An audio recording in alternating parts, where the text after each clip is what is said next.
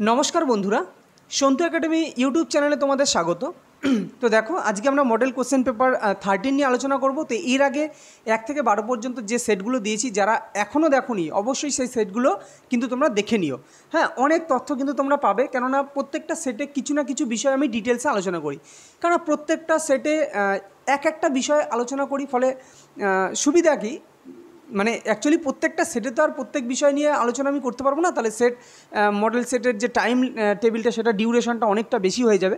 আচ্ছা, আর একটা কথা বলি, দেখো আমাকে এক ক্যান্ডিডেট তুমি মেসেজ করেছিলে, আমার নামটা খেয়াল নেই, হয়তো শোভন বলে কেউ হবে বা যাই হোক, নামটা খেয়াল নেই। তো যে মেসেজ করেছিল স্যার কাস্ট সার্টিফিকেটের যে ব্যাপারে, সেটা কি রাজ্যের লাগবে নাকি কেন্দ্রের লাগবে। দেখো, রাজ্য বা কেন্দ্র এটা নিয়ে ছোট্ট 1 মিনিটের মধ্যে বলে দিচ্ছি, কেননা ওটা আমি মেসেজ করতে গেলে অনেক লেন্দি মেসেজ হচ্ছে, এর থেকে আমি বলে দিচ্ছি, তোমরা শুনে নাও। তুমি কাস্ট সার্টিফিকেটের ব্যাপারে রাজ্যও চলবে, সেন্ট্রালও চলবে, কিন্তু সেন্ট্রাল যাদের আছে তারা আমি বলবো সেই দিক দিয়ে ভালো বেশি। তোমরা যদি সবথেকে ভালো হয় তোমরা 1 মাসের মধ্যে সেন্ট্রালের কাস্ট সার্টিফিকেট বের করা যায়, ঠিক আছে, তার বিভিন্ন প্রসেস আছে কিন্তু বের করা যায়। আর সবাইকেই বলছি যে তোমাদের ফর্ম ফিল আপের সময় দেখবে লাস্টে নোটিফিকেশানে লাস্টের দিকে দেওয়া থাকে যে ওবিসিদের কাস্ট ওবিসিদের একটা ফর্ম দেওয়া থাকে, এসসিদের একটা ফর্ম দেওয়া থাকে, এটা আলাদা করে প্রিন্ট আউট করে রেখে দেবে কিন্তু, ওকে। এবং সেটা কবে, এখন লাগবে না, সেটা ডিভির সময় লাগতে পারে বা ডিবির সময় লাগতে পারে। সেটার থেকে বড় কথা হচ্ছে সেটা অনেক সময় ধরো তুমি মনে করলে আমি পরবর্তীকালে কোনো বললো যে এই সেম কাস্ট সার্টিফিকেট কিনা সেটা এভিডেভিট করে আনো, তো ওই ফর্মটা লাগে অনেক সময়, এই কারণে ওটা রেখে দেবে। 2 নম্বর হচ্ছে যে বললাম যেটা রাজ্যেরও চলবে সেন্ট্রালেরও চলবে, তবে সেন্ট্রালের যেহেতু ভ্যালিডিটি 3 বছর থাকে সেক্ষেত্রে সেন্ট্রাল থাকাটা সুবিধা বেশি, এটাই। আর একটা জিনিস বলি যে তোমাকে আরেকটা দিক লক্ষ্য রাখতে হবে যে ফর্ম ফিল আপের আগে পর্যন্ত, মানে ফর্ম ফিল আপ তোমার লাস্ট ডেট যেদিন তার আগে থেকে কিন্তু তোমার কাস্ট সার্টিফিকেট ইস্যু থাকতে হবে, সেটা যত পুরনোই হোক না কেন, তাতে কোনো সমস্যা নেই, ক্লিয়ার। কিন্তু তোমার যেন কাস্ট সার্টিফিকেট রিনিউয়াল করা থাকে, এটা কিন্তু মাথায় রেখো। যদি কারোর দেখা গেল রাজ্যের কোনো সার্টিফিকেট আছে, সেটা মনে করো 4 বছর পার হয়ে গেছে, তুমি রিনিউয়াল করোনি, তো তুমি শিগগিরই কিন্তু সেটাকে রিনিউয়াল করে নাও, ওকে। রিনিউয়াল করে নিয়ে এবার রিনিউয়াল করতে ধরো তোমার টাইম লাগলো, কিন্তু তাতে কোনো সমস্যা নেই। ওই কাস্ট সার্টিফিকেট যেটা তুমি নোটিফিকেশানে এই তোমার ফর্ম ফিল আপের সময় দেবে, সেই কাস্ট সার্টিফিকেটই কিন্তু তোমাকে, সেই নাম্বারটাই কিন্তু তোমাকে ইয়েতে দেখাতে হবে, ডিভির সময় দেখাতে হবে, ক্লিয়ার। আশা করি তোমাদের এই নিয়ে কোনো সমস্যা থাকার কথা না। তো রাজ্যও চলবে সেন্ট্রালও চলবে, তাতে কোনো সমস্যা নেই, তবে যদি সময় থাকে হাতে তোমরা পারো তাহলে সেন্ট্রালের কাস্ট সার্টিফিকেট বের করে নাও, তাতে সুবিধা কিছু না, সুবিধা এটাই যে 3 বছরের সেখানে ভ্যালিডিটি থাকে, ক্লিয়ার। তো পরের বছরও তুমি যদি কোনো পরীক্ষা দাও রেলের, প্রতি বছরই এখন রেল তো বলেই দিয়েছে রেলের দপ্তর থেকে যে প্রতি বছরই আমরা পরীক্ষা নেব, তো তোমাদের একবার রিনিউয়াল করলে, একবার করার পরে আবার 3 বছর পর রিনিউয়াল করতে হয়, এই একটা সুবিধা, আর কিছুই কোনো ব্যাপার নেই। চলো, তো আজকের যেটা 13 সেট সেটা নিয়ে আলোচনা করি। দেখো, ফার্স্ট কোশ্চেন কী আছে, বলছে যে অর্থ অপেক্ষাকৃত কম সুদের হারে পাওয়া যায়, কি বলছে, যে অর্থ অপেক্ষাকৃত কম সুদের হারে পাওয়া যায় এবং শর্তের বাধ্যবাধকতা কম থাকে, সেই ধরনের অর্থকে কি বলা হয়। খুবই ইম্পর্ট্যান্ট কোশ্চেন কিন্তু। বলছে ডিয়ার মানি, চিপ মানি, ন্যারো মানি নাকি ব্রড মানি। দেখো, যে অর্থ তুমি অপেক্ষাকৃত কম সুদের হারে পাবে এবং শর্তের বেশি বাধ্যবাধকতা থাকে না, তাকে বলা হয় চিপ মানি, ক্লিয়ার, তাকে বলা হয় চিপ মানি। মানে চিপ মানি কি, সরল, আমরা বলি না ওটা চিপ প্রাইস। আর ডিয়ার মানিটা কি, ডিয়ার মানিটা মনে রেখো, যেখানে বেশি সুদের হারে অর্থ পাওয়া যায় এবং শর্তের বাধ্যবাধকতা বেশি থাকে, তাকে বলা হয় ডিয়ার মানি। ন্যারো মানি, ব্রড মানি এই জিনিসটা একটু আলাদা, সেটা পরে এক সময় বলা যাবে। চলো পরবর্তী কোশ্চেন দেখো, ভারতীয় সংবিধানে কেন্দ্রের হাতে অবশিষ্ট ক্ষমতা, এই ধারণাটি কোন সংবিধান থেকে গ্রহণ করা হয়েছে, আয়ারল্যান্ড, কানাডা, দক্ষিণ আফ্রিকা নাকি অস্ট্রেলিয়া। তো রাইট অ্যান্সার কী হবে, রাইট অ্যান্সার হচ্ছে option number B is a correct answer, অর্থাৎ কানাডার সংবিধান থেকে কিন্তু, জাস্ট 1 মিনিট, কানাডার সংবিধান থেকে কিন্তু এই তোমার হচ্ছে কি কেন্দ্রের হাতে অবশিষ্ট ক্ষমতা এটা নেওয়া হয়েছে। আচ্ছা, এর সাথে যদি বলি তোমার আয়ারল্যান্ড, তোমরা জানো যে ডিপিএসপি, তাই না, directive principal of state policy, এই ডিপিএসপি কিন্তু আয়ারল্যান্ড থেকে নেওয়া হয়েছে। তারপরে প্রেসিডেন্ট যে ইলেকশন, মানে তোমার হচ্ছে সভাপতির রাষ্ট্রপতির যে ইলেকশন, তো রাষ্ট্রপতির ইলেকশন কিন্তু এই আয়ারল্যান্ডের সংবিধান থেকে কিন্তু নেওয়া হয়েছে। ক্লিয়ার? দক্ষিণ আফ্রিকা থেকে সংবিধান সংশোধন পদ্ধতি কিন্তু দক্ষিণ আফ্রিকা থেকে নেওয়া হয়েছে। অস্ট্রেলিয়া থেকে কী নেওয়া হয়েছে তোমার হচ্ছে প্রস্তাবনার মানে প্রস্তাবনার যে সংজ্ঞা, মানে ল্যাঙ্গুয়েজ, ভাষা, প্রস্তাবনা। দেখো প্রিঅ্যাম্বেল যেটা হচ্ছে প্রস্তাবনা নেওয়া হয়েছে আমেরিকার সংবিধান থেকে, কিন্তু প্রস্তাবনার যে ল্যাঙ্গুয়েজ মানে ভাষা সেটা নেওয়া হয়েছে কিন্তু আয়ারল্যান্ড থেকে। তো খুব ভালো মতন কিন্তু জিনিসগুলো পড়বে। পরবর্তী কোশ্চেন দেখো, সিন্ধু সভ্যতায় কোন ধাতুর প্রচলন ছিল না? সোনা, তামা, লোহা, ব্রোঞ্জ। তো রাইট অ্যান্সার কি? রাইট অ্যান্সার তারা কিন্তু লোহার ব্যবহার জানতো না। আচ্ছা, সিন্ধু সভ্যতা কোন নদীর তীরে তোমরা জানো? সিন্ধু সভ্যতা সিন্ধু বা হরপ্পা সভ্যতা সিন্ধু নদের তীরে। নিচের কোন ক্ষেপণাস্ত্রটি ভূমি থেকে ভূমি ক্ষেপণাস্ত্র? সৌর্য, ত্রিশূল, আকাশ, কোনোটিই নয়। তো রাইট অ্যান্সার কী হবে? রাইট অ্যান্সার অপশান নম্বর এ, সৌর্য কিন্তু ভূমি থেকে ভূমি ক্ষেপণাস্ত্রের উদাহরণ। আর ত্রিশূল, আকাশ এরা সাধারণত তোমার হচ্ছে ভূমি থেকে আকাশ। দেখো আকাশ মনে রাখাটা কোনো ব্যাপারই না, আকাশ তাহলে ভূমি থেকে আকাশ। ত্রিশূলও কিন্তু ভূমি থেকে আকাশ ক্ষেপণাস্ত্র। তারপরে আরও আছে সুপারসনিক ক্রুজ মিসাইল হচ্ছে ব্রহ্মোস। হ্যাঁ, নাগ আছে, পৃথ্বী আছে। পৃথ্বী যেমন ভূমি থেকে ভূমিও হয়, পৃথ্বী আকাশও হয়, পৃথ্বী সব রকম। তারপরে ব্রহ্মোস সব রকম, ভূমি থেকে আকাশ, ভূমি থেকে ভূমি, সব ধরনের হতে পারে। তো চলো পরবর্তী কোশ্চেন দেখো, ভারতের সংবিধান রচনার ধারণা কে দিয়েছিলেন? এম.এন. রায়, বি.আর. আম্বেদকর, জওহরলাল নেহরু নাকি মহাত্মা গান্ধী? তো রাইট অ্যান্সার এম.এন. রায়, ইনি কিন্তু ভারতে সংবিধান রচনার ধারণা দিয়েছিলেন। পরবর্তী কোশ্চেন, বাকি যেসব অপশানে ছিল বি.আর. আম্বেদকর, জওহরলাল নেহরু, এদের নিয়ে অনেক কিছু বলেছি এর আগেও, তো আগের ভিডিওগুলো তোমরা দেখো। নিচের কোনটির কারণে মধুমেহ বা ডায়াবেটিস মেলিটাস রোগ হয়? ইনসুলিনের, দেখো তোমরা সবাই জানো ইনসুলিনের কারণে কিন্তু মধুমেহ বা ডায়াবেটিস রোগ হয়, কিন্তু প্রশ্ন হচ্ছে ইনসুলিনের কম ক্ষরণে নাকি ইনসুলিনের বেশি ক্ষরণে নাকি অ্যান্টি ডাইইউরেটিক হরমোন যাকে বলা হয় এডিএইচ। ক্লিয়ার? এডিএইচ এটাকে বলা হয় অ্যান্টি ডাইইউরেটিক হরমোন। তো এর বেশি ক্ষরণে নাকি এর কম ক্ষরণে? তো মনে রাখবে ইনসুলিনের কম ক্ষরণে, ইনসুলিন হরমোন যদি আমাদের শরীরে কম ক্ষরিত হয় তখন আমাদের ডায়াবেটিস মেলিটাস বা মধুমেহ রোগ হয়। ভালো করে মনে রাখবে, মধুমেহ যেটাকে বলা হয় ডায়াবেটিস মেলিটাস, এটা হয় ইনসুলিনের কম ক্ষরণে। এই কারণে বাইরে থেকে দেখবে যাদের ডায়াবেটিস মেলিটাস বা মধুমেহ রোগ হয় তারা কি হয়, বাইরে থেকে তাদের ইনসুলিন নিতে হয়, ডাক্তাররা তাদের ইনসুলিন নেওয়ার পরামর্শ দেন। ওকে, আর এডিএইচ হরমোন যেটা অ্যান্টি ডাইইউরেটিক হরমোনের, এইটার বেশি ক্ষরণে, এটার কম ক্ষরণে, এইটার কম ক্ষরণে তোমার কি হয়, ডায়াবেটিস ইনসিপিডাস যেটাকে বলা হয় বহুমূত্র। ক্লিয়ার? তাহলে বহুমূত্র তার নাম হচ্ছে ডায়াবেটিস ইনসিপিডাস, মানে ঘন ঘন মূত্রত্যাগের প্রবণতা। যদিও এটা অতটা মারাত্মক না, কিন্তু ডায়াবেটিস মেলিটাস কিন্তু দেখো মেলিটাস তার মানে মারাত্মক। তাহলে এটাও কোশ্চেন আসতে পারে যে ডায়াবেটিস জনিত রোগ নিচের কোন রোগটি খুবই মারাত্মক? তখন মনে রাখবে ডায়াবেটিস জনিত ডায়াবেটিস মেলিটাস যেটাকে বলা হয় মধুমেহ, সেই রোগটা কিন্তু খুবই মারাত্মক। এবং এর কারণ কি, ইনসুলিনের কম ক্ষরণে কিন্তু ডায়াবেটিস মেলিটাস হয়, আর এডিএইচ হরমোন অ্যান্টি ডাইইউরেটিক হরমোনের কম ক্ষরণে কিন্তু ডায়াবেটিস ইনসিপিটাস হয়, যেটা হচ্ছে বারবার মূত্রত্যাগ। ক্লিয়ার? বর্তমানে যে নদী ঝিলাম তার আগের নাম কি? মানে বর্তমানে যে নদীর নাম ঝিলাম তার আগের নাম কি? পুরুষানী, বিতস্তা, অসিকনি নাকি বিপাশা?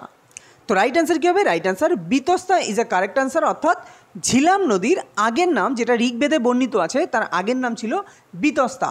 অসিকনি কার নাম? সেটা হচ্ছে চেনাব। বর্তমানে যার নাম চেনাব নদী, তার আগের নাম ছিল, এটা অসিকনি না অসিকনি, যাই হোক, তো চেনাব।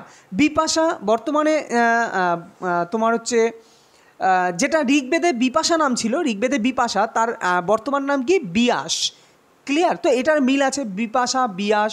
হ্যাঁ, বিতস্তাটা মনে রাখবে, বিতস্তা ঝিলাম। আচ্ছা, অসিকনি যেটা বললাম সেটা চেনাব।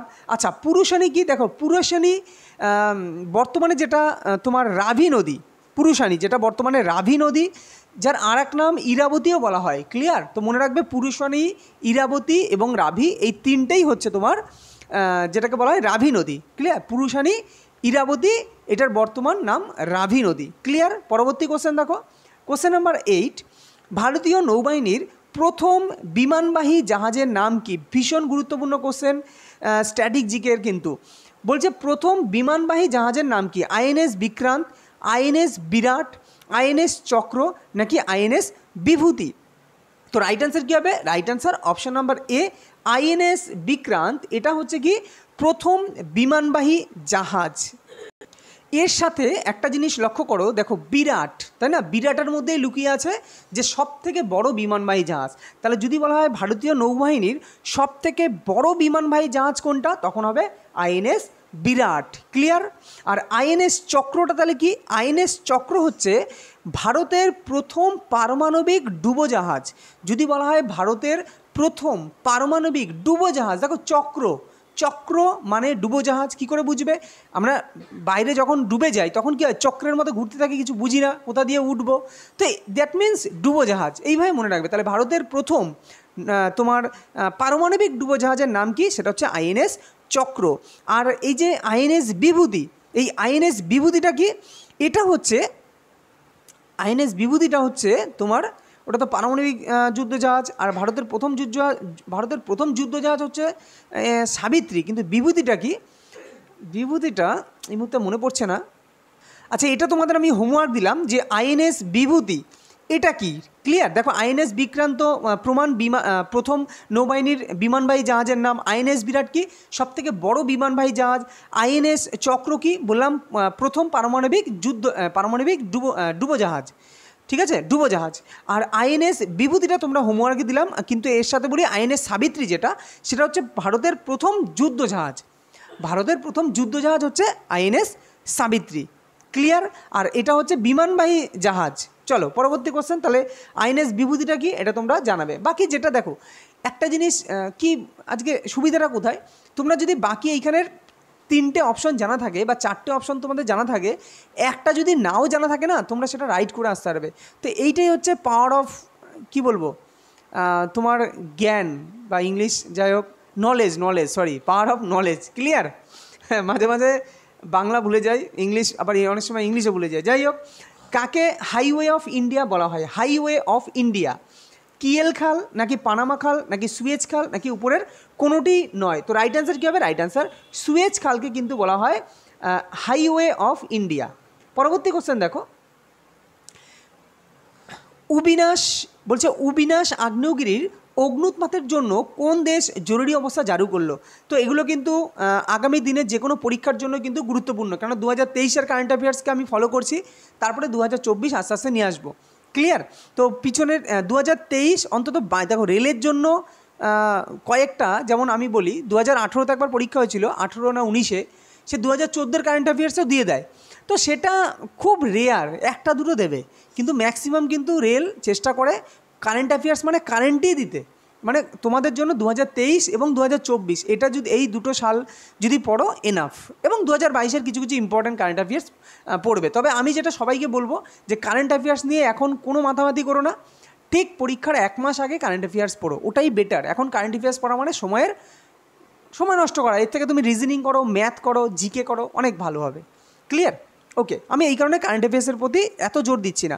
আমি লাস্টে তোমাদের 200টা কারেন্ট অ্যাফেয়ার্সের একটা চার্ট করে দেবো, সেই থেকেই কিন্তু দেখো গ্যারান্টি কেউ দিতে পারে না, কিন্তু 200টা কি 300টা কারেন্ট অ্যাফেয়ার্সের মধ্যে থেকেই মোটামুটি কমন পাবে কোনো না কোনো শিফটে।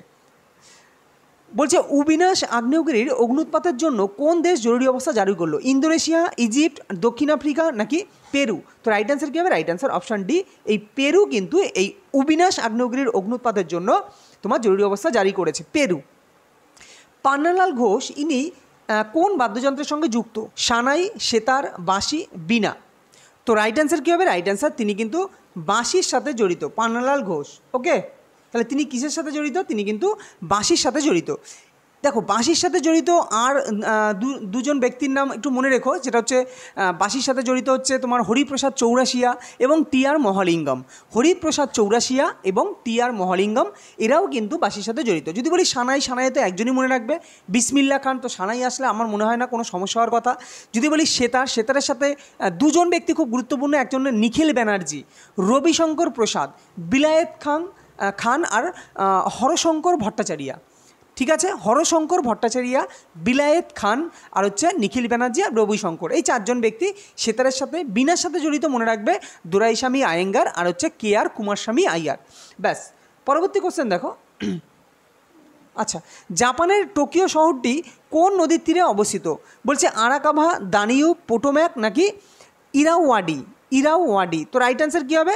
রাইট অ্যান্সার জাপানের টোকিও শহর বলেছে, তো রাইট অ্যান্সার হবে option number A is the right answer, অর্থাৎ আরাকাভা নদীর তীরে কিন্তু এই টোকিও শহরটি অবস্থিত।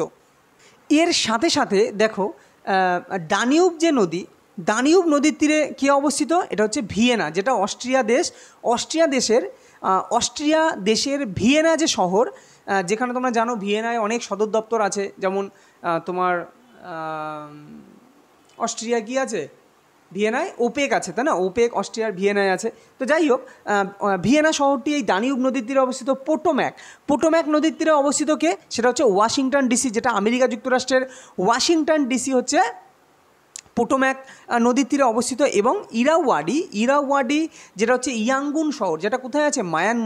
মায়ানমারের ইয়াঙ্গুন শহর কিন্তু এই ইরাওয়াডি নদীর তীরে অবস্থিত। পরবর্তী কোশ্চেন দেখো, কোনো ব্যক্তির মৌলিক অধিকার লঙ্ঘিত হলে আদালত কোন আজ্ঞালেখ জারি করে? হেবিয়াস কার্পাস, ম্যান্ডামাস, কিউয়ারেন্টো নাকি প্রহিবিশন? তো রাইট অ্যান্সার কী হবে? Right answer option number B is the right answer, অর্থাৎ ম্যান্ডামাস জারি করে। ক্লিয়ার? কোনো ব্যক্তির যদি মৌলিক অধিকার লঙ্ঘিত হয় বা ক্ষণ্ণ হয়, তাহলে আদালত কিন্তু ম্যান্ডামাস জারি করতে পারে। ক্লিয়ার? আচ্ছা, হেবিয়াস কার্পাস কি, কিউয়ারেন্টো কি, প্রহিবিশন কি, এগুলো কিন্তু তোমরা, এটা পলিটির একটা কোশ্চেন, এগুলো কিন্তু তোমরা জেনে রেখো, তোমাদের এই জায়গা থেকে কিন্তু কোশ্চেন দিতে পারে। পরবর্তী কোশ্চেন দেখো, গৌতম বুদ্ধ যে ঘোড়ায় করে সত্যের সন্ধানে গৃহত্যাগ করেছিলেন সেই ঘোড়াটির নাম কি? চন্ন, কণ্টক, আস্তক নাকি উপরের কোনোটিই নয়? তো রাইট অ্যান্সার কী হবে? যে ঘোড়ায় করে তিনি গিয়েছিলেন তার নাম হচ্ছে কণ্টক, এবং তার যে ছিল কি বলে, অর্জুন কি ছিল? কৃষ্ণের সারথি, এবং তার যে সারথি ছিল, তো সারথির নাম হচ্ছে চন্ন। ক্লিয়ার? সারথি হচ্ছে চন্ন, আর ঘোড়ায় করে যে গিয়েছিলেন সেই ঘোড়ার নাম হচ্ছে কণ্টক। এইখান থেকে প্রচুর ভালো ভালো কোশ্চেন হয়, তো বিভিন্ন ভিডিওর মাধ্যমে এগুলো আলোচনা করবো। এর আগেও কিন্তু গৌতম বুদ্ধ নিয়ে কিন্তু আমি অনেক কিছু বলেছি, তাই না? তার যে কোথায় কি বলে বৌদ্ধ সম্মেলন হয়েছিল, সেগুলো টেকনিক্যালি কিন্তু বলে দিয়েছি, সেগুলো কিন্তু সবসময় মাথায় রেখো। পরবর্তী কোশ্চেন বলছে, নিম্নলিখিত কোন প্রাণীতে একনেত্র দৃষ্টি দেখা যায়? ব্যাঙ, পেঁচা, বাঘ, বাজ পাখি? দেখো, এই জিনিসটা বোঝার আগে তোমরা বোঝো একনেত্র দৃষ্টি মানে কি। একনেত্র দৃষ্টি, যেমন একটা উদাহরণ দিই, গরু, আমি যদি বলি গরু, তাহলে গরুর দুদিকে দুটো চোখ থাকে, তারা কিন্তু দুটো চোখ দিয়ে দুটো আলাদা আলাদা বস্তু দেখতে পারে। যেমন যেমন মানুষের কথা বলি, আমরা যখন কোনো বস্তুকে দেখি, আমরা কিন্তু আমাদের চোখে কিন্তু রেটিনায় যে প্রতিবিম্ব গঠিত হয়, আমরা কিন্তু একটা বস্তুকেই দেখতে পাই, মানে যেদিকে তাকাবো আমরা সেই বস্তুর প্রতিবিম্বই শুধুমাত্র রেটিনায় যাবে। কিন্তু গরু বা যদি বলো তোমার ঘোড়া, যদি বলি ব্যাঙ, এদের কিন্তু দুটো চোখ দিয়ে ওরা আলাদা আলাদা বস্তুর প্রতিবিম্ব দেখতে পারে। এই কারণে গরু দেখবে পিছনের দিক দিয়েও দেখতে পারে, মানে পিছন দিয়ে কেউ যায় বা তার কাছে আসে, তাহলে সে কিন্তু বুঝতে পারে, কিন্তু মানুষ কিন্তু সেটা দেখতে পারে না।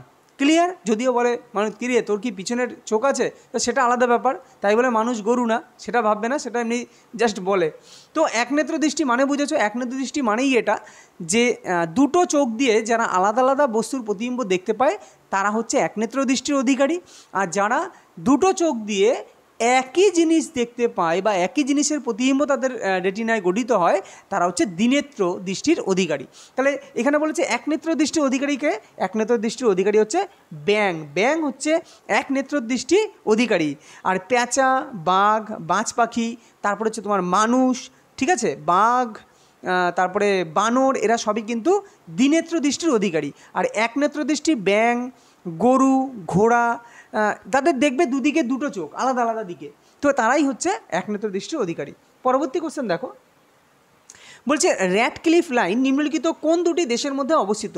আফগানিস্তান, পাকিস্তান, ভারত, চীন, ভারত, পাকিস্তান নাকি ফ্রান্স, জার্মানি? তো রাইট অ্যান্সার কী হবে? Right answer option C, Bharat ও পাকিস্তানের মধ্যে কিন্তু এই র্যাডক্লিফ লাইন অবস্থিত। আফগানিস্তান, পাকিস্তান তোমরা জানো ডুরান্ড লাইন, ভারত, চীন, এলএসি, ম্যাকমোহন লাইন, হ্যাঁ, এগুলো সবসময় মাথায় রাখবে। পরবর্তী কোশ্চেন দেখো, অর্থনীতিতে স্ট্যাগফ্লেশন স্ট্যাগফ্লেশন এই কথার অর্থ কী, এরকম টাইপের টার্ম কিন্তু তুলে দেয়। বলছে উচ্চ মুদ্রাস্ফীতি এবং উচ্চ বেকারত্ব হলে কি এই জিনিসটা বলা হয়, নাকি উচ্চ মুদ্রাস্ফীতি নাকি নিম্ন বেকারত্ব, যাই হোক বাকি অপশান যা আছে। তো অপশান নাম্বার এই যে রাইট অ্যান্সার, আমি তোমাদের মনে রাখলাম, এটা কিন্তু মুখস্থই রাখবে যে যদি কোনো দেশে বা কোনো জায়গায় উচ্চ মুদ্রাস্ফীতি এবং উচ্চ বেকারত্ব একসঙ্গে সহাবস্থান করে তখন তাকে বলা হয় স্ট্যাগফ্লেশন। তো এটা অর্থনীতির একটা ভাষা। নিম্নের কোন দেশটিকে বিশ্বের কফির পাত্র বলা হয়, ব্রাজিল, আর্জেন্টিনা, ইন্দোনেশিয়া নাকি মালয়েশিয়া? তো রাইট অ্যান্সার কী হবে? রাইট অ্যান্সার কফির পাত্র বলা হয় ব্রাজিলকে। পরবর্তী কোশ্চেন দেখো, স্বাধীন ভারতের প্রথম সাধারণ নির্বাচন কত সালে অনুষ্ঠিত হয়েছিল? 1950, 1951, 1952 নাকি 1947? তো রাইট অ্যান্সার কী হবে? Right answer option number B is the correct answer, অর্থাৎ 1951 সালে কিন্তু প্রথম স্বাধীন ভারতের প্রথম কিন্তু নির্বাচন অনুষ্ঠিত হয়েছিল 1951 সালে। এবং এইখানেই একটা কোশ্চেন চলে আসো অটোমেটিক, যে প্রথম নির্বাচন কমিশনার কে ছিল? তোমরা এটা তোমাদের হোমওয়ার্ক দেওয়া থাকলো যে স্বাধীন ভারতের প্রথম নির্বাচন কমিশনার সেটা কে ছিলেন। ক্লিয়ার? এটা এর আগেও পড়িয়েছি, তোমরা এটা আমাকে জানাবে কমেন্টে। সার্ক এর সদর দপ্তর কোথায়? ভিয়েনা, কাঠমান্ডু, ব্রাসেলস নাকি জেনেভা? তো রাইট অ্যান্সার কী হবে? Right answer option number B is the correct answer, অর্থাৎ সার্কের সদর দপ্তর হচ্ছে কাঠমান্ডু। আচ্ছা, এইখানে আর একটা কোশ্চেন আসে, যেটা সার্কের সদর দপ্তর তোমরা জানো নেপালের কাঠমান্ডু, কিন্তু সার্কের পুরো নাম কি? পরীক্ষা এটাও আসে, তো মনে রাখবে এস স্ট্যান্ড সাউথ, এ স্ট্যান্ড এশিয়ান, তাহলে south Asian association for regional cooperation. Clear? খুব সহজ, south Asian association for regional cooperation. এইখানে মনে রাখবে এটা স্থাপন হয়েছিল কত? 1985, 1985 সালের যত সম্ভব 8ই ডিসেম্বর, 1985 সালের 8ই ডিসেম্বর কিন্তু এই সার্ক কিন্তু গঠিত হয় বা স্থাপিত হয়। এবং এইখানে আরেকটা কোশ্চেন দেয় যে সার্কের যে সদস্য দেশগুলো তাদের নাম কি? তো মনে রাখবে সার্কের সদস্য দেশ ঠিক তোমাদের ভারতের চারপাশে যেসব প্রতিবেশী রাষ্ট্র আছে তারাই, যেমন বাংলাদেশ প্রতিবেশী রাষ্ট্র, ভুটান প্রতিবেশী রাষ্ট্র, তারপরে ইন্ডিয়া তো নিজেই আছে, তারপরে তোমার হচ্ছে মালদ্বীপ, তারপরে নেপাল, পাকিস্তান, শ্রীলঙ্কা, আফগানিস্তান। তো এই আটটা দেশ নিয়ে কিন্তু সার্ক কিন্তু গঠিত। এবার দেখো কীভাবে মনে রাখবে, দেখো 8ই ডিসেম্বর এটা যদি মনে রাখো, তো সার্ক গঠিত হয়েছিল 1985 সালের 8ই ডিসেম্বর 8টা দেশ নিয়ে। ক্লিয়ার? সার্ক গঠিত হয়েছিল 1985 সালের 8ই ডিসেম্বর কটা দেশ নিয়ে? 8টা দেশ। কারা কারা? যারা হচ্ছে প্রতিবেশী রাষ্ট্র, ভারতের প্রতিবেশী রাষ্ট্র। পরবর্তী কোশ্চেন দেখো, বলছে রাষ্ট্রকূট বংশ কে প্রতিষ্ঠা করেন? প্রথম পুলকেশী, দান্তি দুর্গ নাকি দ্বিতীয় পুলকেশী নাকি তৃতীয় কৃষ্ণ? তো রাইট অ্যান্সার কী হবে? Right answer option B is the correct answer, অর্থাৎ দান্তি দুর্গ কিন্তু এই রাষ্ট্রকূট বংশ প্রতিষ্ঠা করেন। পরবর্তী কোশ্চেন দেখো, নিচের কোনটি ভারতের বৃহত্তম হ্রদ? ইন্দ্রসাগর হ্রদ, চিল্কা হ্রদ, উলার হ্রদ নাকি সম্বর হ্রদ? তো রাইট অ্যান্সার কী হবে? রাইট অ্যান্সার চিল্কা হ্রদ কিন্তু ভারতের বৃহত্তম হ্রদ। দেখো শুধু ভারতের বৃহত্তম হ্রদই না, মনে রাখবে যদি ভারতের বৃহত্তম নোনা জলের হ্রদ বলে তখনও কিন্তু চিল্কা হ্রদ হবে। ক্লিয়ার? ভারতের বৃহত্তম হ্রদ ও চিল্কা হ্রদ, যেটা উড়িষ্যায় অবস্থিত, এবং ভারতের বৃহত্তম নোনা জলের হ্রদ সেটাও কিন্তু তোমার চিল্কা হ্রদ। ক্লিয়ার? আচ্ছা, ইন্দ্রসাগর হ্রদ কি? ইন্দ্রসাগর হ্রদটা হচ্ছে তোমার ভারতের বৃহত্তম মনুষ্য সৃষ্টি হ্রদ। ক্লিয়ার? যদি বলে ভারতের বা কৃত্রিম হ্রদ বলতে পারে, যে ভারতের বৃহত্তম কৃত্রিম হ্রদ বা মনুষ্য সৃষ্টি হ্রদ কোনটা? সেটা হচ্ছে ইন্দ্রসাগর হ্রদ, যেটি তোমার এইটাই কিন্তু এই যে হ্রদটা সেটা তোমার সর্দার সরোবর প্রকল্প বা এই নিয়ে গঠিত, কিন্তু জলাধার হিসেবেও কাজ করে। কোনটা? সর্দার সরোবর প্রকল্প, তারপরে ওঙ্কারেশ্বর প্রকল্প আছে, আর মহেশ্বর প্রকল্প, এই 3টি জলাধার হিসেবেও কিন্তু এই ইন্দ্রসাগর হ্রদ কিন্তু কাজ করে। ক্লিয়ার? আর উলার হ্রদ যদি বলি সেটা আছে কোথায়? তোমরা জানো জম্মু কাশ্মীরের উলার হ্রদ আছে, এবং এই উলার হ্রদ হচ্ছে ভারতের বৃহত্তম পরিষ্কার জলের হ্রদ। দেখো এগুলো মনে রাখবে কী করে, কোনো ব্যাপারই না। প্রথম কথা হচ্ছে উড়িষ্যায় গরম বেশি, উড়িষ্যায় পুরী আছে, তাই না? পুরী মানে সমুদ্র, তার মানে নোনা জল, মানে ঠিক এই টেকনিক্যালি ব্যাপারগুলোকে এইভাবে পড়লেই তবেই মনে থাকবে কিন্তু। তো নোনা জলের হ্রদ মানে কি? চিল্কা হ্রদ। উড়িষ্যায় কি? সমুদ্র, পুরীর সমুদ্রে আমরা সবাই ঘুরতে যাই, তো সমুদ্রের জল কী হয়? নোনা হয়। তো দ্যাট ইজ নোনা জলের হ্রদ বা বৃহত্তম নোনা জলের হ্রদ কোথায় আছে? উড়িষ্যায় আছে, এটা ভারতের মধ্যে। ওকে, আচ্ছা আর একটা জিনিস হচ্ছে যদি বলি উলার হ্রদ, যেমন আমরা পাহাড়ে যখন যাই পাহাড়ের জল কি খুব মিষ্টি হয়, ঝর্ণার জল খুব অমৃতের মতো হয়। তো দ্যাট মিনস এইভাবে মনে রাখবে যে জম্মু কাশ্মীরে যে উলার হ্রদ আছে সেটা হচ্ছে তোমার ভারতের বৃহত্তম পরিষ্কার বা মিষ্টি জলের হ্রদ। ক্লিয়ার? আচ্ছা, এবার যদি বলি সম্বর হ্রদ, সম্বর হ্রদ থেকে কিন্তু অ্যাকচুয়ালি লবণ প্রস্তুত করা হয়, যেটা হচ্ছে রাজস্থানের তোমার সম্বর হ্রদ, এইখান থেকে লবণ প্রস্তুত করা হয়। ওকে, চলো পরবর্তী কোশ্চেন দেখো, আয়োডিনের অভাবে নিম্নলিখিত কোন হরমোনের সংশ্লেষণ ব্যাহত হয়? ইনসুলিন, অ্যাড্রিনালিন, থাইরক্সিন নাকি গ্লুকাগন? দেখো এটা মনে রাখবে কি করে, অ্যান্সার হবে থাইরক্সিন। কিন্তু মনে রাখার টেকনিক দেখো, আমরা কি জানি গলগণ্ড কিসের অভাবে হয়? তোমরা জানো আয়োডিনের অভাবে গলগণ্ড রোগ হয়, এটা তোমরা সবাই জানো। আচ্ছা, গলগণ্ড রোগ হয় এটা তার মানে থাইরয়েড গ্রন্থি, কেননা থাইরয়েড গ্রন্থি ঠিক গলার এখানে থাকে, তাহলে থাইরয়েড গ্রন্থি থেকেই কিন্তু গলগণ্ড হয়। অর্থাৎ থাইরয়েড গ্রন্থি থেকে যদি থাইরক্সিন নির্গত ঠিকঠাক না হয়, থাইরক্সিন হরমোন, তখনই কিন্তু গলগণ্ড রোগ হয়। তাহলে এটার সঙ্গে সেই আয়োডিন লবণ জড়িত। ক্লিয়ার? তো এইভাবেই কিন্তু একটার সঙ্গে একটা মিল করে মনে রাখতে হয়। তাহলে আয়োডিনের অভাবে নিচের কোন হরমোনের সংশ্লেষণ ঘটে? সেটা হচ্ছে থাইরক্সিন হরমোনের সংশ্লেষণ ব্যাহত হয়। ক্লিয়ার? তো থাইরক্সিন ব্যাহত হলেই হয় গলগণ্ড। এই কারণে পাহাড়ি অঞ্চলে লবণের ভাগ কম থাকার জন্য পাহাড়ে কিন্তু তোমার থাইরক্সিন এই তোমার গলগণ্ড রোগটা বেশি দেখা যায়। আচ্ছা, যদি বলি ইনসুলিন নিয়ে তো এইমাত্র বললাম যে ইনসুলিনের কম কারণে কী রোগ হয়? মধুমেহ বা ডায়াবেটিস মেলিটাস। আচ্ছা, অ্যাডিনাল হরমোনকে কী বলা হয়? অ্যাডিনালিন হরমোনকে বলা হয় আপাতকালীন বা বিপদকালীন হরমোন বা জরুরিকালীন হরমোন। আর গ্লুকাগন হচ্ছে ইনসুলিনের বিপরীত হরমোন। এবং এগুলো কোথা থেকে নিঃসৃত হয় এটাও কিন্তু পরীক্ষায় আসে, এগুলো তোমরা দেখে রাখবে। আমি বিভিন্ন ভিডিওর মাধ্যমে কিন্তু এগুলো আলোচনা করতে থাকবো। বলছে ঝুকিউ 2 নামে বিশ্বের প্রথম মিথেন, এটা উচ্চারণটা যাই হোক না কেন তোমরা জিনিসটা জেনে রাখো, বিশ্বের প্রথম মিথেন চালিত রকেট মহাকাশে লঞ্চ করলো কোন দেশ? ইসরায়েল, চীন, জাপান নাকি রাশিয়া? তো রাইট অ্যান্সার কী হবে? রাইট অ্যান্সার অপশান বি, চীন কিন্তু এই প্রথম মিথেন চালিত রকেট কিন্তু লঞ্চ করেছে, তার নাম হচ্ছে কি ঝুকিউ 2। যাই হোক, পরবর্তী কোশ্চেন, কায়রো নিম্নলিখিত কোন দেশের রাজধানী? ইজিপ্ট, কঙ্গো, জাম্বিয়া নাকি ঘানা? তো কার রাজধানী কায়রো? কায়রো হচ্ছে ইজিপ্টের রাজধানী হচ্ছে কায়রো। তো রাজধানী এবং দেশ থেকে একটা কোশ্চেন কিন্তু থাকবে। নিম্নলিখিতদের মধ্যে কে পোলো খেলার সময় ঘোড়ার পিঠ থেকে পড়ে মারা যান? কুতুবুদ্দিন আইবক, ইলতুৎমিশ, আরাম শাহ নাকি ফিরোজ শাহ? তো রাইট অ্যান্সার কী হবে? Right answer option A is a right answer. এই কুতুবুদ্দিন আইবক কিন্তু পোলো খেলার সময় ঘোড়ার পিঠ থেকে পড়ে কিন্তু মারা যান। এবং দাসবংশের প্রতিষ্ঠাতা কিন্তু এই কুতুবুদ্দিন আইবককে বলা হয়। এবং তার সময় কিন্তু কুতুব মিনার তৈরি শুরু হয় এবং শেষ হয় ইলতুৎমিশের সময়। পরবর্তী কোশ্চেন দেখো, হাজারিবাগ জাতীয় উদ্যান কোথায় অবস্থিত? কেরালা, উত্তরাখণ্ড, ঝাড়খণ্ড নাকি মধ্যপ্রদেশ? তো রাইট অ্যান্সার কী হবে? রাইট অ্যান্সার অপশান সি, অর্থাৎ ঝাড়খণ্ডে কিন্তু এই হাজারিবাগ জাতীয় উদ্যান কিন্তু অবস্থিত। কেরালায় তোমরা জানো পেরিয়ার, যেটা হচ্ছে হাতি সংরক্ষণের জন্য বিখ্যাত, পেরিয়ার সংরক্ষণ কেন্দ্র যেটা কেরালায় আছে। আচ্ছা, মধ্যপ্রদেশে কী আছে? মধ্যপ্রদেশে অনেক আছে, কানহা ন্যাশনাল পার্ক, শিবপুরি জাতীয় উদ্যান। ওকে, এগুলো মধ্যপ্রদেশে আছে। তারপরে যেটা তোমার উত্তরাখণ্ডে কী আছে? উত্তরাখণ্ডে জিম করবেট ন্যাশনাল পার্ক, যেটা জিম করবেট জাতীয় উদ্যান, সেটা উত্তরাখণ্ডে অবস্থিত, বিশেষ করে ব্যাঘ্র সংরক্ষণের জন্য। আচ্ছা, এইখানে একটা কোশ্চেন হয়, এই যে জিম করবেট জাতীয় উদ্যান, এর আগের নাম পূর্বে কী নামে পরিচিত ছিল? এটা তোমাদের হোমওয়ার্ক থাকলো, এটাও তোমরা আমাকে জানিও। জিম করবেট জাতীয় উদ্যানের আগের নাম বা পূর্বের কী নামে ডাকা হতো? কত সালে নাবার্ড প্রতিষ্ঠিত হয়? 1980, 1987, 1982 নাকি 1984? তো রাইট আনসার অপশান সি, 1982 সালে কিন্তু এই নাবার্ড গঠিত হয়। কত পঞ্চবার্ষিকী পরিকল্পনার মাধ্যমে? সেটা হচ্ছে ষষ্ঠ পঞ্চবার্ষিকী পরিকল্পনার মাধ্যমে। কোন কমিটির সুপারিশে?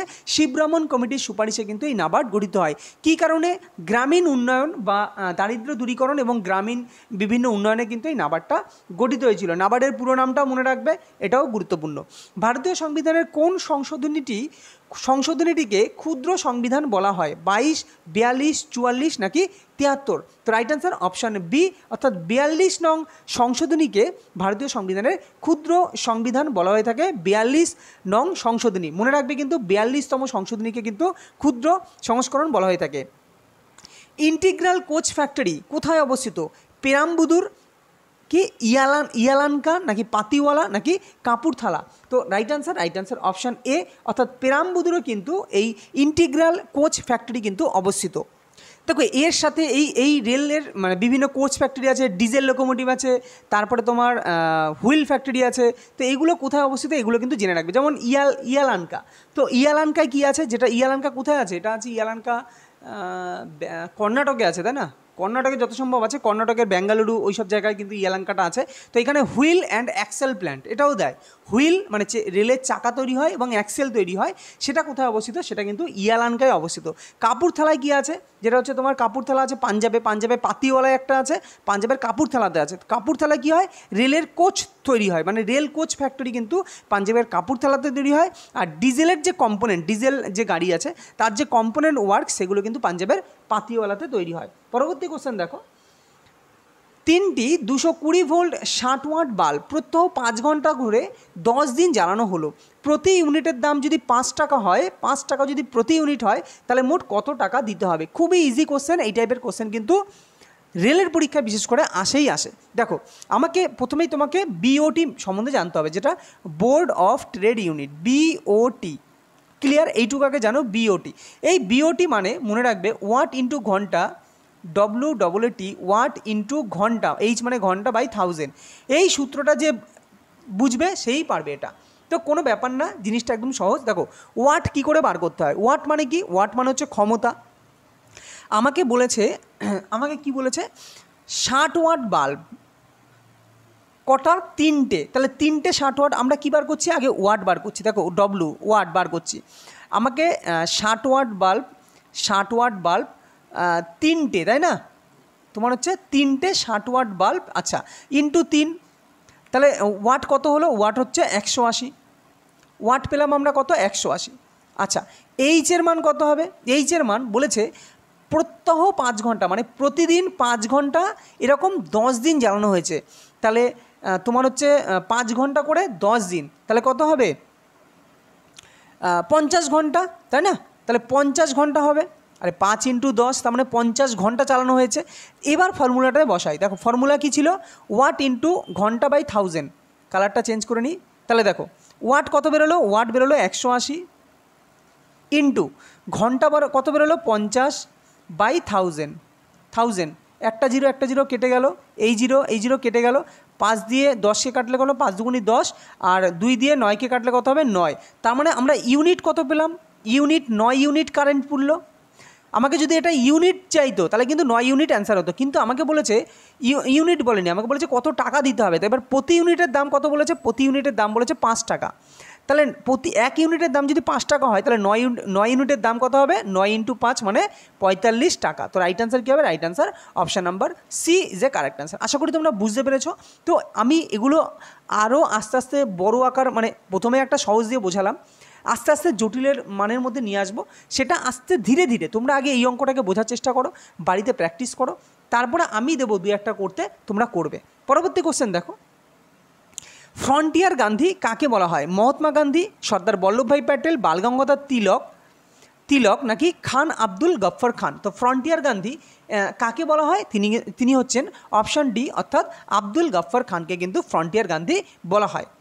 পরবর্তী কোশ্চেন দেখো, a village by the sea বইটি কার লেখা? অনিতা দেশাই, নয়নতারা সেহগল, বিক্রম শেঠ নাকি ডমিনিক ল্যাপিয়ে? তো রাইট অ্যান্সার কী হবে? Right answer option A, Anita Desai, তার লেখা একটি বিখ্যাত বই হচ্ছে a village by the sea. আচ্ছা, নয়নতারা সেহগল যদি তার একটা বই হচ্ছে এ ভয়েস ফর ফ্রিডম। কি বললাম? নয়নতারা সেহগল হচ্ছে এ ভয়েস ফর ফ্রিডম। এই আমি যেগুলো গুরুত্বপূর্ণ সেগুলোই দিই, কেননা সব তোমরা এগুলো মনে রাখা সম্ভব না। যেগুলো গুরুত্বপূর্ণ সেগুলো বারবার পড়ে মনে রাখতে হবে। আচ্ছা, বিক্রম শেঠের একটা বিখ্যাত বই হচ্ছে বিক্রম শেঠ, ওনার একটা বিখ্যাত বই হচ্ছে এ সুইটেবল বয়, তাই না? এ সুইটেবল বয়, এটা হচ্ছে বিক্রম শেঠের লেখা। চলো পরবর্তী কোশ্চেন দেখো, ভারতের ইতিহাসে জ্যোতি বসুর রেকর্ড ভেঙে দ্বিতীয় দীর্ঘমেয়াদী মুখ্যমন্ত্রী হলেন কে? নবীন পটনায়ক, প্রমোদ সাওয়ান্ত নাকি পেমা খান্ডু নাকি জগমোহন রেড্ডি? তো রাইট অ্যান্সার কী হবে? রাইট অ্যান্সার অপশান এ, নবীন পটনায়ক। এবং তিনি কোথাকার মুখ্যমন্ত্রী তোমরা সবাই জানো, উড়িষ্যার মুখ্যমন্ত্রী হচ্ছে নবীন পটনায়ক। তিনি কিন্তু জ্যোতি বসুর রেকর্ডও ভেঙে দিয়েছেন। জ্যোতি বসু কত বছর ছিলেন? তোমার 35 বছর ছিলেন, তাই কি না? যাই হোক, লালবাগ যা ভারতের একটি গুরুত্বপূর্ণ স্মৃতিসৌধ, এটি কোথায় অবস্থিত? কর্ণাটক, দিল্লি, মহারাষ্ট্র নাকি রাজস্থান? তো রাইট অ্যান্সার কী হবে? রাইট অ্যান্সার অপশান এ, এটি কিন্তু কর্ণাটকে অবস্থিত। কর্ণাটকে অবস্থিত হচ্ছে লালবাগ। পরের কোশ্চেন দেখো, বিশ্বের প্রথম মহিলা প্রধানমন্ত্রী কে? Benazir Bhutto, Margaret Thatcher, S Bandaranaike নাকি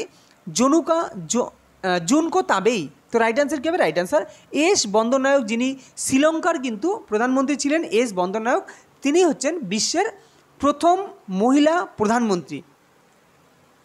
আর বেনজির ভুট্টো কে ছিলেন? বেনজির ভুট্টো ছিলেন তোমার পাকিস্তানের প্রথম পাকিস্তানের প্রধানমন্ত্রী ছিলেন ঠিকই, কিন্তু যদি বলা হয় প্রথম মুসলিম মহিলা প্রধানমন্ত্রী কে ছিলেন, তখন হচ্ছে বেনজির ভুট্টো। কি বললাম? প্রথম মুসলিম মহিলা প্রধানমন্ত্রী বেনজির ভুট্টো। আর মার্গারেট থ্যাচার হচ্ছে ইংল্যান্ডের প্রথম মহিলা প্রধানমন্ত্রী। ইংল্যান্ডের যদি বলা হয় প্রথম মহিলা প্রধানমন্ত্রী, তিনি হচ্ছেন মার্গারেট থ্যাচার। আর জুনকো তাবেই কে ছিলেন? জুনকো তাবেই এই মুহূর্তে খেয়াল পড়ছে না, তবে মহিলাদের মধ্যে কিছু একটা ছিলেন। জুনকো তাবেইটা তোমরা একটু জানলে বলো, কমেন্টে জানাতে পারো। ওকে, পরবর্তী কোশ্চেন দেখো, কে সংসদের কোনো কক্ষের সদস্য না হয়েই ভারতের প্রধানমন্ত্রী হন? মানে কোনো কক্ষের সদস্য না হয়েই প্রধানমন্ত্রী হন কে? ইন্দিরা গান্ধী, রাজীব গান্ধী, মুরারজি দেশাই নাকি পিভি নরসিংহ রাও? তো রাইট অ্যান্সার কী হবে? Right answer option D, PV Narasimha Rao. ইনি কিন্তু কোনো কক্ষের তোমার প্রধানমন্ত্রী ছিলেন না, এই কোনো কক্ষের সংসদের সদস্য ছিলেন না, তা সত্ত্বেও তিনি প্রধানমন্ত্রী হয়েছিলেন পিভি নরসিংহ রাও। পরবর্তী কোশ্চেন দেখো, কোন সালে প্রথম পঞ্চবার্ষিকী পরিকল্পনা চালু হয়? তো পঞ্চবার্ষিকী পরিকল্পনা এর আগে ডিটেলসে অনেক পড়িয়েছি, তো এটা রাইট অ্যান্সার তোমাদের জানা উচিত। তো রাইট অ্যান্সার কী হবে? 1951 15ই মার্চ, নাকি 1 এপ্রিল, নাকি 1950-এর 1 এপ্রিল, নাকি 1950-এর 15ই মার্চ? তো রাইট অ্যান্সার 1951-এর 1 এপ্রিল কিন্তু প্রথম পঞ্চবার্ষিকী পরিকল্পনা চালু হয়। কিন্তু যেটা হচ্ছে তোমার 1950-এর 15ই মার্চ এই পঞ্চবার্ষিকী পরিকল্পনা যেটা প্ল্যানিং কমিশন স্থাপিত হয় কিন্তু 1950-এর 15ই মার্চ। দেখো বারবার করে বলছি, স্থাপিত বা প্রতিষ্ঠা হচ্ছে 1950-এর 15ই মার্চ, আর চালু হয় কিন্তু পরবর্তী 1951 থেকে, তোমরা জানো 1951 থেকে 56, হ্যাঁ, তারপরে 56 থেকে 61, এরমভাবে প্রতি 5 বছরের জন্য চালু হয়। তো চালু হয় 1951-এর 1 এপ্রিল, আর স্থাপিত হয় 1950-এর 15 মার্চ। পরবর্তী কোশ্চেন দেখো, ভারতের জাতীয় কংগ্রেসের প্রথম ইংরেজ সভাপতির নাম কি? Sir William Wedderburn, George Yule, নাকি এম মালভিয়া, নাকি উপরের কেউই নয়? তো right answer option B is a right answer, অর্থাৎ জর্জ ইউল কিন্তু ভারতের জাতীয় কংগ্রেসের প্রথম ইংরেজ সভাপতি। আর যদি বলা হয় প্রথম মুসলিম সভাপতি কে ছিলেন? বদরুদ্দিন তৈয়বজি। আর প্রথম মহিলা সভাপতি কে ছিলেন? অ্যানি বেসান্ত, তিনি বিদেশিনী। আর ভারতীয় প্রথম মহিলা সভাপতি কে ছিলেন? সরোজিনী নাইডু। কোনো বস্তুর তাপ মাপা হয় কোন যন্ত্রের সাহায্যে? বস্তুর তাপ বলেছে, দেখো তাপ আর তাপমাত্রা এক না, যেটা তোমরা গুলিয়ে ফেলো। তাপ হচ্ছে এক প্রকার শক্তি, কিন্তু সেই শক্তির ফলে যে উষ্ণতাটা আমরা অনুভব করি সেটাকে বলা হয় তাপমাত্রা। তো তাপ আর তাপমাত্রা কিন্তু এক জিনিস না, তাই তাপমাত্রা মাপা হয়, মনে রাখবে, ক্যালোরিমিটার যন্ত্রের সাহায্যে, যাকে বলা হয়, যেমন ওটাকে বলা হয় বম ক্যালোরিমিটার। ক্লিয়ার? বয়। তো বম ক্যালোরিমিটার যন্ত্রের সাহায্যে কিন্তু অ্যাকচুয়ালি বস্তুর তাপ মাপা হয়, কিন্তু তাপমাত্রা মাপা হয় কিন্তু থার্মোমিটার যন্ত্রের সাহায্যে। আর এই যে পাইরোমিটারটা কি? তাহলে পাইরোমিটার এর আগের ভিডিওতে পড়েছিলাম, কোনো বস্তুর উচ্চ তাপমাত্রা মাপা হয় কিন্তু পাইরোমিটার যন্ত্রের সাহায্যে। পাইরোমিটার যন্ত্র দিয়ে কিন্তু তাপ মাপা হয় না, পাইরোমিটার যন্ত্র দিয়ে তাপমাত্রা মাপা হয়। মানে এই যন্ত্রের কোনো বস্তুর তাপ মাপা হয় বলেছি, তাই এখানে ক্যালোরিমিটার হলো। কিন্তু থার্মোমিটার, পাইরোমিটার এগুলো দিয়ে তাপমাত্রা মাপা হয়, কিন্তু থার্মোমিটার দিয়ে খুব কম দেহের উষ্ণতা মাপা হয়, আর পাইরোমিটার দিয়ে সূর্যের যে তাপমাত্রা সেটা মাপা হয় পাইরোমিটার যন্ত্রের সাহায্যে। আর ম্যানোমিটার দিয়ে কী হয়? গ্যাসের চাপ মাপার যন্ত্রের নাম হচ্ছে ম্যানোমিটার। আর বায়ুমণ্ডলীয় চাপ মাপার যন্ত্রের নাম কি? গ্যাসের চাপ মাপার যন্ত্র নয় ম্যানোমিটার, বায়ুমণ্ডলীয় চাপ মাপার যন্ত্রের নাম ব্যারোমিটার। আইজল এটি কোন রাজ্যের রাজধানী? নাগাল্যান্ড, মণিপুর, মিজোরাম, মেঘালয়। দেখো এগুলো ইজি, কিন্তু তা সত্ত্বেও দেওয়ার উদ্দেশ্য এটাই যে জিনিসগুলোকে তোমরা মনে রেখো, এগুলো কিন্তু আসে, রাজ্য এবং রাজধানী আসে। ক্লিয়ার? তো রাইট অ্যান্সার কী হবে? রাইট অ্যান্সার অপশান সি, মিজোরামের রাজধানী হচ্ছে তোমার আইজল। বাকি নাগাল্যান্ড তোমরা জানো কোহিমা, মেঘালয় শিলং। ওকে, তো এগুলো বিভিন্ন রাজ্য এবং রাজধানীগুলো এবং তাদের যে মুখ্যমন্ত্রী নামগুলো মনে রেখো। ক্লিয়ার? সাম্প্রতিক ঘূর্ণিঝড় বিপর্যয় এর নামকরণ করেছে কোন দেশ? বাংলাদেশ, ভারত, শ্রীলঙ্কা নাকি নেপাল? তো রাইট অ্যান্সার কী হবে? Right answer option number A is a right answer, অর্থাৎ বাংলাদেশ কিন্তু এই সাম্প্রতিক যে বিপর্যয় যে ঘূর্ণিঝড় তার নামকরণ করলো বাংলাদেশ। পরবর্তী কোশ্চেন দেখো, কোন দিনটি বিশ্ব বই দিবস হিসেবে পালিত হয়? রিসেন্ট এটা হয়ে গেল 23শে, ও আচ্ছা আমি তো ডেটই দিইনি, যাই হোক রিসেন্ট মানে কি, এটা কী মাস চলছে? এপ্রিল মাস, তার মানে সব এপ্রিলে দিয়েছি। তো 23শে এপ্রিল কিন্তু অ্যাকচুয়ালি বিশ্ব বই দিবস। 23শে কি এপ্রিল, 23শে এপ্রিল হচ্ছে বিশ্ব বই দিবস হিসেবে পালিত হলো। 7ই এপ্রিল তোমরা জানো বিশ্ব স্বাস্থ্য দিবস। কোনো বস্তুর উপর নিকেলের প্রলেপ দিলে, মানে কোনো একটা বস্তু, মনে করো একটা লোহার চামচ আছে, তো লোহার চামচের উপর আমি নিকেলের প্রলেপ দেবো। তো নিকেলের প্রলেপ দিতে গেলে ক্যাথোডে কাকে রাখবো আর অ্যানোডে কাকে রাখবো? আগে বিষয়বস্তুটা ভালো করে বুঝে নাও, তারপরে তোমরা অ্যান্সারের দিকে তাকাবে। দেখো, যে কোনো বস্তুর উপর যদি তার থেকে তোমার কম সক্রিয় ধাতুর প্রলেপ দিতে হয়, বা আচ্ছা সেটা পরে আসি, সেটা সায়েন্সের ভাষা, কেননা সেটা দিয়েও কোশ্চেন দেয় যে কোনো বস্তুর উপর তুমি যে প্রলেপ দেবে, যার প্রলেপ দেবে সে কি কম সক্রিয় হবে, নাকি সেটা বেশি সক্রিয় হবে, নাকি তার সমান সক্রিয় হবে, নাকি উপরের কোনোটি সঠিক নয়। তো এই টাইপের কোশ্চেনও কিন্তু রেলে দেয়, খুব ডিপলি কোশ্চেন এগুলো। তো সেটা আমি অন্য একটা ভিডিওর মাধ্যমে আলোচনা করে দেবো। এইখানে শুধু এইটুকু জানো যে যে বস্তুর উপর তুমি প্রলেপ দেবে, কি বললাম, যে বস্তুর উপর তুমি প্রলেপ দেবে তাকে সবসময় ক্যাথোডে রাখবে, ব্যাস এইটুকু মাথায় রাখো। তাহলে আমি কোনো বস্তুর উপর, সে বস্তুটাকে তাহলে কোথায় রাখবো? আমি যে বস্তুকে প্রলেপ দেবো তাকে ক্যাথোডে রাখবো। তাহলে ক্যাথোডে বস্তু একদম রাইট অ্যান্সার। যেখানে ক্যাথোডে বস্তু সেটা আগে রাইট হবে। আচ্ছা এখানে অ্যানোডে বস্তু, এটা তো কাটা, কেটে দাও। অ্যানোড ক্যাথোড উভয় নিকেল দণ্ড, এটাও কাটা। তাহলে রাইট অ্যান্সার এখানে একটাই রাইট অ্যান্সার পড়ে আছে, কেননা ক্যাথোডে বস্তু রাখবে এবং অ্যানোডে নিকেল দণ্ড রাখবে। এবং এখানে আরেকটা জিনিস রাখে, অ্যানোড ক্যাথোড এবং তড়িৎ বিশ্লেষণ রূপে কী নেওয়া হয় সেটাও চাওয়া হয়। তো এক্ষেত্রে যেহেতু নিকেলের প্রলেপ দিচ্ছি, তাই তড়িৎ বিশ্লেষণ রূপে আমি নিকেল সালফেট NiSO4 ইউজ করব, নিকেল সালফেট। যদি সোনার হয় তখন পটাশিয়াম আর্জেন্টো সায়ানাইড, যদি রূপোর সিলভারের দিই তখন বলা হয় পটাশিয়াম সিলভার দিলে আর্জেন্টো, আর সোনার প্রলেপ দিলে কিন্তু অরোসায়ানাইড। তো এগুলো আস্তে আস্তে আলোচনার মাধ্যমে ঠিক তোমাদের কমপ্লিট হয়ে যাবে। ইয়ং ইন্ডিয়া সংবাদপত্রের সম্পাদককে? অ্যানি বেসান্ত, রাজা রামমোহন রায়, মহাত্মা গান্ধী, নাকি মতিলাল নেহেরু? তো রাইট অ্যান্সার মহাত্মা গান্ধী হচ্ছে ইয়ং ইন্ডিয়া, বা হরিজন পত্রিকাও আছে, ইয়ং ইন্ডিয়া আছে। তো এগুলোর সম্পাদক হচ্ছে মহাত্মা গান্ধী। এর আগে মতিলাল নেহেরু, অ্যানি বেসান্ত, এদের নিয়ে শুনতে সবসময় বলেছি। অ্যানি বেসান্ত তোমরা জানো। ওকে, অযোধ্যা পাহাড়ের সর্বোচ্চ শৃঙ্গের নাম? সান্দাকফু, গোর্গাবুরু, টাইগার হিল, নাকি কাঞ্চনজঙ্ঘা? তো right answer option B, Ayodhya পাহাড়ের সর্বোচ্চ শৃঙ্গের নাম হচ্ছে গোর্গাবুরু। পরবর্তী কোশ্চেন দেখো, কোন দিনটি বিশ্ব জনসংখ্যা দিবস? আজকে দুটো দিবস থেকে দুটো দিয়েছি। কোন দিনটি বিশ্ব জনসংখ্যা দিবস হিসেবে পালিত হয়? 11ই জুলাই, 12ই জুলাই, 13ই জুলাই, নাকি 10ই জুলাই? তো রাইট অ্যান্সার অপশান এ, 11ই জুলাই কিন্তু বিশ্ব জনসংখ্যা দিবস হিসেবে পালিত হয়। ভীষণ গুরুত্বপূর্ণ এই কোশ্চেনটা, কেননা এটা দেয় বিশ্ব জনসংখ্যা দিবস 11ই জুলাই। পরবর্তী কোশ্চেন দেখো, কততম সংবিধান সংশোধনের মাধ্যমে ভারতের পঞ্চায়েত ব্যবস্থাকে সাংবিধানিক বাধ্যতামূলক করা হয়েছে? 72, 73, 74, 22? তো রাইট অ্যান্সার কী হবে? রাইট অ্যান্সার 73তম সংবিধান সংশোধন, যেটা 1992 সালে 73তম সংবিধান সংশোধনের মাধ্যমে কিন্তু এই পঞ্চায়েত ব্যবস্থাকে সাংবিধানিক আখ্যা দেওয়া হয়েছে, যেটা প্রথম চালু হয় কোথায়? প্রথম চালু হয় রাজস্থানের নাগর জেলায়, তাই না? ওকে, আর 74তম সংবিধান সংশোধনের মাধ্যমে কী করা হয়েছিল? সেটা কিন্তু পৌরসভাকে সাংবিধানিক আখ্যা দেওয়া হয়েছিল, পৌরসভা, যেটাও 1992 সালে। পরবর্তী কোশ্চেন দেখো, নিম্নলিখিত কোন সালে আলোকবর্ষ দিবস? দেখো প্রত্যেকটা সাল এটা তোমার কোনো একটা দিবস হিসেবে পালিত হয়। যেমন 2024 সাল, সেটাও একটা দিবস হিসেবে পালিত হয়, সেটা পরে বলবো, বা যদি কারো জানা থাকে আমাকে কমেন্ট করো। এটা কি হবে? আলোকবর্ষ দিবস, কারণ 2013 থেকে তোমরা মনে রেখো সালগুলো, কারণ দিতেই পারে, রেলে 2014 কোশ্চেনও দিতে পারে, সেটা কোনো ব্যাপার না। তো রাইট অ্যান্সার কী হবে? Right answer option number B is the right answer, অর্থাৎ তোমার 2015 সালকে কিন্তু এই আলোকবর্ষ দিবস হিসাবে পালিত হয়েছিল 2015 সালকে। পরবর্তী কোশ্চেন দেখো, বলছে 100 গ্রাম ভরের কোনো বল 30 মিটার পার সেকেন্ড বেগে কোনো খেলোয়াড়ের হাতে এসে পড়লো। একটা বল 100 গ্রাম ভর ছিল, 150 গ্রাম ভর ছিল, সেটা 30 মিটার পার সেকেন্ড বেগে খেলোয়াড়ের হাতে এসে পড়লো এবং 0.05 সেকেন্ড পর্যন্ত স্থির হলো। বলটি ব্যক্তির হাতে কি বলছে, কত বল প্রয়োগ করেছিল?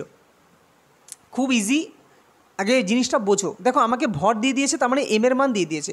এম এর মান কত দিয়েছে? 150 গ্রাম দিয়েছে। দেখো ইউনিটগুলো লিখে যাও, 150 গ্রাম। আচ্ছা, বল 30 মিটার পার সেকেন্ড বেগে, তাহলে নিশ্চয়ই ভেলোসিটি এখানে অন্তিম বেগ, কেননা আগে কোন বেগে ছিল সেটা আমরা জানি না।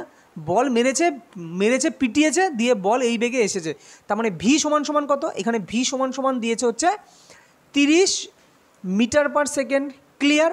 আচ্ছা, তাহলে আগে কোনো বেগ ছিল সেটা আমরা জানি না, তার মানে আমি বলতে পারি ইউ সমান সমান কত, ইউ সমান সমান হচ্ছে 0 মিটার পার সেকেন্ড।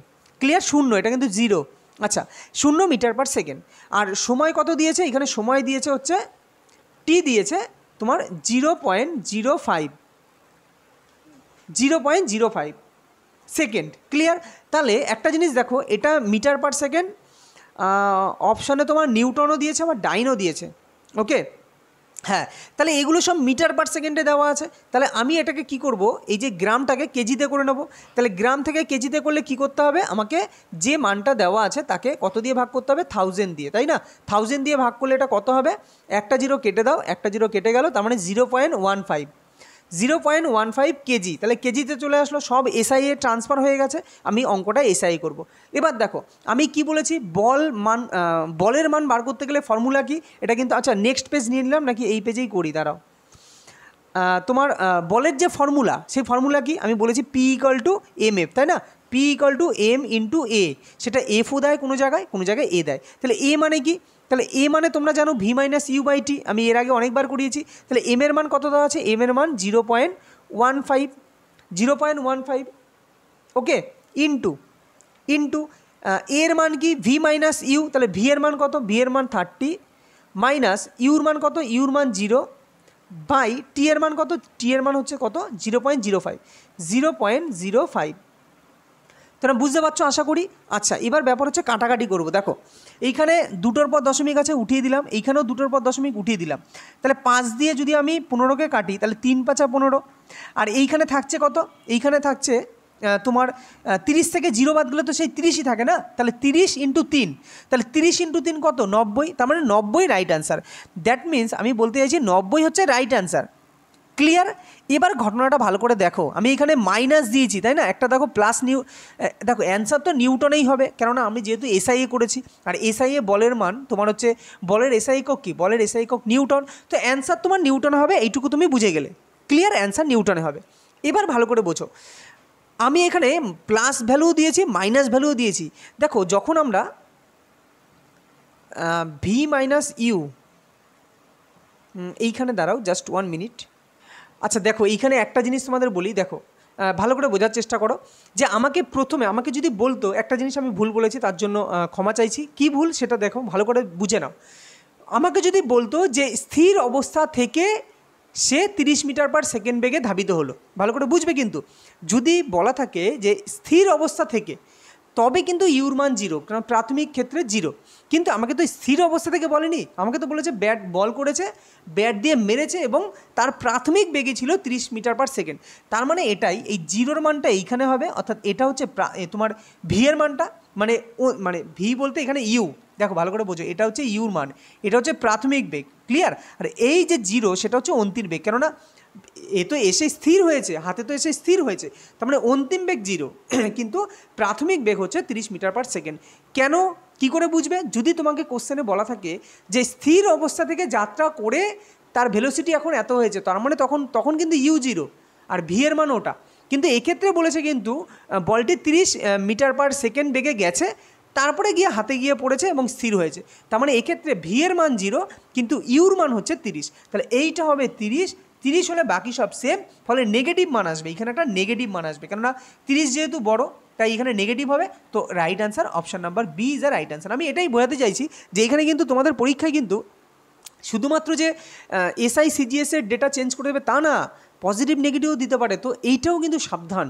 ক্লিয়ার? তো এইখানে অনেকেই আমি জানতাম অনেকে ভুল করতে পারো, যেটা ভুলটা আমিও করছিলাম, কিন্তু পরে আমি ভাবছি যে মাইনাস কেন দিয়েছি, মাইনাসের ভ্যালুটা হওয়ার কথা ছিল, কারণ আমি কোশ্চেনটা এইভাবেই চুজ করেছি, এই কারণেই চুজ করেছি, কিন্তু মাইনাসটা আসলো না কেন, আমি তখনই আমি বুঝতে পারলাম যে হ্যাঁ ভুলটা কোথায় হচ্ছে, এই জায়গাটায়।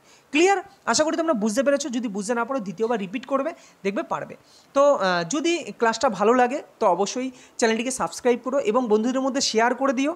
আর আর আর কি বলবো, আর যেটা বললাম যে ওই কাস্ট সার্টিফিকেটের ব্যাপারটা ওটা কিন্তু মন দিয়ে তোমরা কিন্তু করে নিও। আর ফর্মটা কিন্তু নোটিফিকেশনের শেষের দিকে একটা ফর্ম থাকবে, যেটা আগে হতো। আগে কিন্তু তোমার তো আগে অ্যাকচুয়ালি কী হতো, আগে তো অফলাইন হতো। তো আমাদের কি হতো, নোটিফিকেশানে ফর্ম ফিল আপের সময় একটা ফর্ম আমাদের তোমার ফিল আপ করতে হতো এসসি এই কাস্ট সার্টিফিকেট হিসাবে। তো সেটা এখন দিয়েছি কিনা তোমরা একটু দেখে নিয়ে ওটা করে রেখো বা ডাউনলোড করে রেখো। ক্লিয়ার? তো দেখা হবে পরবর্তী কোনো ভিডিওতে। ততক্ষণ ভালো থেকো, সুস্থ থেকো।